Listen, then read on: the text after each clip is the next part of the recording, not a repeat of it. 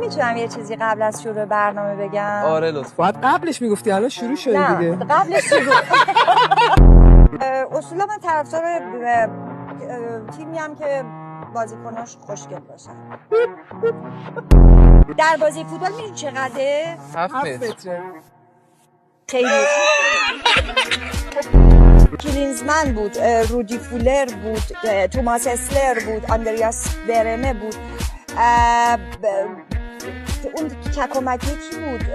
موش در بود.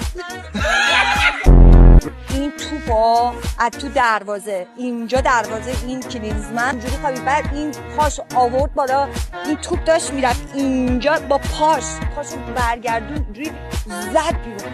بعد اینجا خیلی دفاع کرد. بعد من خیلی خوشم اومد، گفتم چقدر آدمیه که برای تیمش وای میسته، ولی خوابیده وای. حاله واقعا.